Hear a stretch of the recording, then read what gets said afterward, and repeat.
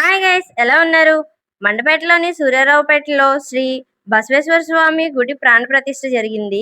అది చూడడానికి అక్క వాళ్ళ ఇంటికి వెళ్ళిపోయాం. గుడి ప్రాణ ప్రతిష్ఠ ఎలా జరిగింది, మేము ఎలా ఎంజాయ్ చేసామని ఈ వీడియోలో చెప్పుకుందాం. వీడియోలోకి వెళ్లే ముందు చిన్న రిక్వెస్ట్, ఈ వీడియోని ఎక్కడ స్కిప్ చేయకుండా చూడండి. ఈ వీడియో మీకు నచ్చినట్లయితే ఒక లైక్ చేసి మీ ఫ్రెండ్స్ అండ్ ఫ్యామిలీ మెంబర్స్ కి షేర్ చేయండి. మన ఛానల్ సబ్స్క్రైబ్ చేసి బెల్ ఐకాన్ ని క్లిక్ చేయండి. ఇంకా లేట్ చేయకుండా వీడియోలోకి వెళ్ళిపోతాం. మేమైతే గుడి ఓపెనింగ్ ముందు రోజే వెళ్ళిపోయాం అక్క వాళ్ళ ఇంటికి. మేము వెళ్లేసరికి చుట్టాలందరూ వచ్చేసారు. ఈవినింగ్ కోసం వంటలు ప్రిపేర్ చేసేస్తున్నారు. అందరూ బిజీగా ఉన్నారు, నేను తప్ప. నా మీద నమ్మకంతో అందరూ చేయి పెట్టద్దన్నారు. వంటలకు ఏదో చేసేస్తుంది. మావయ్య గారు మన కోసం పులిహోరలో జీడిపప్పులు వేసేస్తున్నారు. పులిహోర వాసన అయితే అదిరిపోయింది. ఫస్ట్ టైం చూస్తున్నా ఎండుమిరపకాయలని చాక్ తోటి కట్ చేయడం. మనసు ఉంటే మార్గం ఉంటుందని దేనికైనా టాలెంట్ ఉండాలి.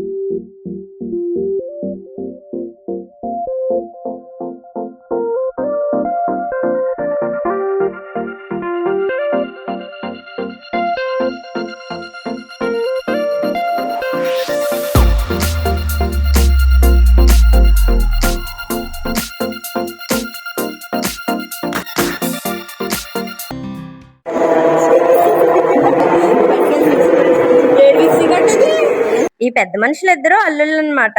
చిన్నోడు ఐస్ క్రీమ్ అయిపోయింది, పెద్దోడు ఐస్ క్రీమ్ కావాలని చెప్పేసి దాంట్లోకి వాటాకి వెళ్ళిపోతున్నాడు. వాడేమో వాళ్ళ తమ్ముడికి ఒక 2 స్పూన్ల వరకు పెట్టాడు. తర్వాత మా వంక చేయి చూపించి ఇంక అడగద్దని చెప్పేసి మాతోటే అనేసాడు. నిజం చెప్పాలంటే వాడు ఐస్ క్రీమ్ అయిపోలేదు, మేమే తినేసాము. అలా కొంచెం సేపు ఇంట్లో వాళ్ళతో టైం స్పెండ్ చేసి గుడి దగ్గరికి వెళ్ళిపోయాం. గుడి విశిష్టతలు, విగ్రహ ప్రాణ ప్రతిష్ఠ యొక్క వివరాలన్నీ పంతులు గారు చాలా చక్కగా చెప్పారు. నమస్తే గురుగారు, నా పేరు శ్రావణి దుర్గా. మేము శ్రావణి కబుర్లు యూట్యూబ్ ఛానల్ నుంచి వచ్చాం. విగ్రహ ప్రతిష్ఠ ఏ విధంగా జరుగుతుందో మాకు వివరించగలరా? ఇక్కడ మండపేటలో సూర్యారావుపేటలో గత కొంతకాలంగా ఈ యొక్క మాండ విగ్రహాన్ని మండపేటలో సూర్యారావు గారు అంటే ఆయన ఇక్కడ దానం చేశారంటే భూమి. ఈ యొక్క ఇల్లు కట్టుకున్న పూర్వంలో దానం చేసే భూమి. అందులో ఆయన పేరే సూర్యారావుపేట. ఆయన పేరునే ఈ పేటగా అంటారు. అంటే గత 150 సంవత్సరాల క్రితం, మా తరం కాదు, మా తర్వాత తరం కాదు, ముందు తరం కాదు, ఆలయాన్ని క్రమబద్ధంగా తర్వాత తరం వాళ్ళు కొద్దిగా అభివృద్ధి చేసుకుంటూ వచ్చారు. ఇప్పుడు పూర్తిగా కొద్దిగా శిథిలమైంది. గుడిని నిర్మించాలని చెప్పి సంకల్పం చేత కమిటీ సభ్యుల ఆధ్వర్యంలో చక్కగా ఒక మీటింగ్ చేసుకున్నాం. ఆ మీటింగ్ చేసుకుని అందరినీ ఒప్పించి ఇక గుడి నిర్మాణం చేయడానికి శంకుస్థాపన చేసుకుని ఇంతవరకు కూడా అందరి సహకారాలతో భక్తి శ్రద్ధలతో ఈ యొక్క కార్యక్రమం నిర్మించుకోవడం జరిగింది. ఈ రోజున అంటే 27, 28, 29 ఈ 3 రోజులు కూడా యాగశాలలో ఈ యొక్క విశేషమైనటువంటి ప్రతిష్టా కార్యక్రమం. అంటే అందులో ఉండేటువంటి గతంలో బసవేశ్వరుడు మాత్రం ఉండేవారు. తర్వాత కొంతకాలం తర్వాత బసవేశ్వరుడు కళ్యాణం చేయడం ప్రారంభించాం. అంటే ఇప్పుడు 18 సంవత్సరాల బట్టి కళ్యాణం చేస్తున్నాం. కళ్యాణం చేసిన తర్వాత గుడి కూడా నిర్మించుకుంటే బాగుంటుంది. ఈ రోజు జరిగేదని గంగమాంబ సుకీర్తి సమేత బసవేశ్వర స్వామి, విఘ్నేశ్వరుడు, సుబ్రహ్మణ్యేశ్వరుడు, నాగబంధం, శిఖరం అంటే ఆలయం పైన ఉండే శిఖరము, అదేవిధంగా ఆంజనేయ స్వామి, నింబాశ్వత అంటే రావు చెట్టు దగ్గర పాత నందీశ్వరుడు ఇక్కడ రావు చెట్టుగా ప్రతిష్ఠిస్తున్నాం. ఈ యొక్క విశేషంగా ఈ యొక్క కార్యక్రమం నిన్న ప్రారంభించాం. నిన్న గణపతి పూజ, అదేవిధంగా మృత్తికా సంగ్రహం అంటే నాగపుట్ట దగ్గరికి వెళ్ళి ఆ పుట్ట దగ్గర నాగేంద్ర పూజా కార్యక్రమం చేసుకుని మా అందరికీ కూడా సుబ్రహ్మణ్య దర్శనం కూడా అయింది. అంటే చక్కగా మేము పావును కూడా నేరుగా చూసి దర్శనం చేసుకుని ఆ పుట్టమని తెచ్చుకుని ఈ యొక్క యాగ కార్యక్రమాలను కూడా నిర్వహించుకున్నాం. ఈ రోజు ఉదయాన్నే యాగ కార్యక్రమంలో పూజాది కార్యక్రమాలు, మూర్తి హోమాలు, తర్వాత మధ్యాహ్నం జలాదివాసం, గ్రామ ప్రదక్షిణ అంటే దేవుడి విగ్రహాలు ఈ గ్రామంలో అందరూ కూడా చూడాల్సమా. అంటే యాగశాలకి రానటువంటి వాళ్ళ పెద్దలు, వయోవృద్ధులు వాళ్ళ గుమ్మలో నుంచుంటే దేవుడు వాళ్ళ దగ్గరికి వెళ్ళి కనిపిస్తారా. ఆ గ్రామ సంహారం, తర్వాత క్షీరాదివాసం అంటే ఈ దేవతా విగ్రహాలన్నీ కూడా క్షీరాదివాసంలో పెట్టాం. అంటే పాలల్లో పెట్టాం. ఇప్పుడు పంచసయ్యాదివాసం అంటే ధాన్యము ఒక పొర, బియ్యంతో ఒక పొర, మినువులతో ఒక పొర, దాని మీద పెసలతో, దాని మీద తెల్ల ఆవాలతో ఆ యొక్క పంచసయ్యాదివాసం అంటే 5 రకాల ధాన్యాలతో వేసి ఒక పాన్పుగా అంటే ఒక పరుపులాగా వేసి విగ్రహాలు అందులో పెడతాం. ఇవన్నీ ఏంటి అంటే భూమిలోంచి వచ్చిన విత్తనాలు. ఈ విత్తనాలలోని జీవశక్తి ఆ విగ్రహాల్లో చేరుతుందంట. ఎప్పుడైతే విగ్రహాల్లో జీవశక్తి చేరుతుందో ఆ తర్వాత విగ్రహాలనే మనం ప్రతిష్ఠిద్దాం. ఇవన్నీ ఈ రోజు రాత్రి అంతా కూడా ఆ ఆదివాసాల్లో దేవుడిని నిక్షేపం చేసి ఇదంతా యాగశాలలో బంధించేస్తాం. అంటే ఈ యొక్క హోమంలో శక్తి, కలశాల శక్తి అంతా కూడా విగ్రహాల్లో చేరుకుని ఆ తర్వాత రేపు ఉదయాన్నే విగ్రహాలని మనం ప్రతిష్ఠ చేసుకుంటాం. రేపు ఉదయం అంటే 29వ తారీఖు 4వ నెల 2026వ సంవత్సరం బుధవారం ఉదయం 10:20 విగ్రహ ప్రతిష్టాపన, యంత్ర ప్రతిష్టాపన యొక్క ముందుగా యంత్రాలు వేసి తర్వాత స్వామివారిని ఆకలనం చేసి తర్వాత 12 గంటలకి స్వామివారి యొక్క శాంతి కళ్యాణ మహోత్సవం జరిగి అన్న సమారాధన కార్యక్రమం చక్కగా జరుగుతుంది. రేపు ఇది ఒకటేనా ఇంకా కార్యక్రమాలు ఏమన్నా జరుగుతాయండి? రేపు ఉదయం ప్రతిష్టాపన, కళ్యాణము, స్వామివారికి శాంతి కళ్యాణము, అన్న సమారాధన. కళ్యాణమే కదా, గంగమాంబ సుకీర్తి సమేత బసవేశ్వర స్వామి వారి శాంతి కళ్యాణం. శాంతి కళ్యాణం, ఈ యొక్క అన్న సమారాధన. శాంతి కళ్యాణం, పూర్ణాహుతి అంటే ఈ యొక్క కార్యక్రమానికి కూడా రేపటితో పూర్తవుతాయి. మహాపూర్ణాహుతి తర్వాత మహా అన్న సమారాధన.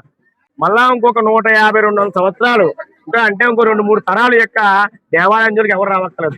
అంత ప్రతిష్టాత్మకంగా, అంత దృఢంగా ఈ యొక్క విగ్రహాలు కూడా కాటేరు నుంచి దగ్గరుండి వారానికి ఒక రోజు వెళ్ళి విగ్రహం ఎలా చేస్తున్నారు ఏంటో చూసుకుంటూ ప్రతి వారం వెళ్ళడం, విగ్రహం మాకు నచ్చిందా లేదా, అన్ని విధాలుగా చేస్తున్నారా లేదా అని చూసుకోవడం.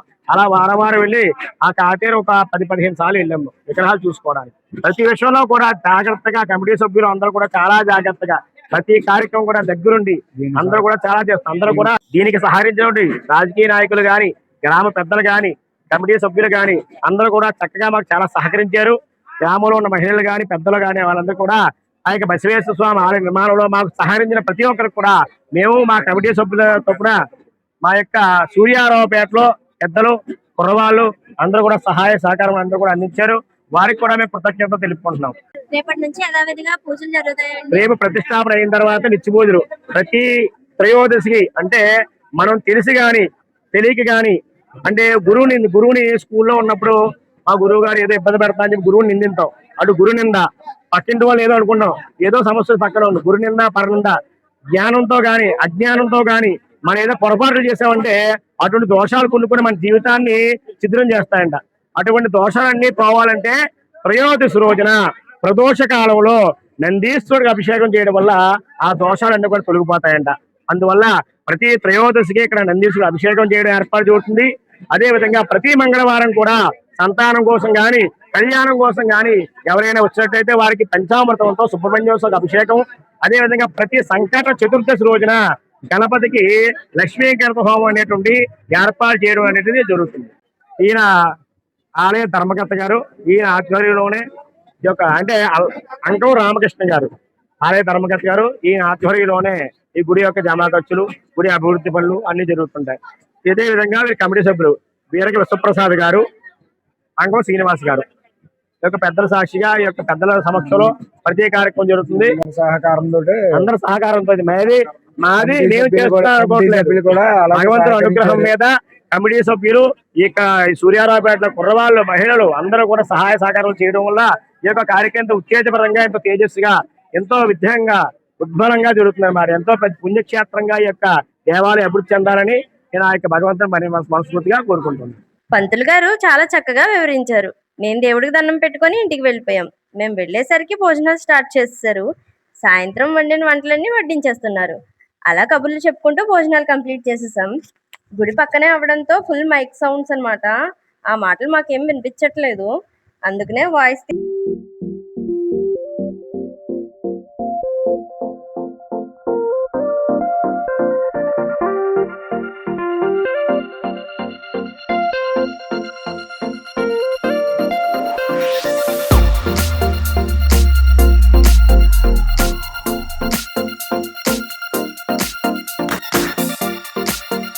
ఈ రోజుకి ఇంతే ఫ్రెండ్స్. వీడియో లెంత్ అయిపోతుంది.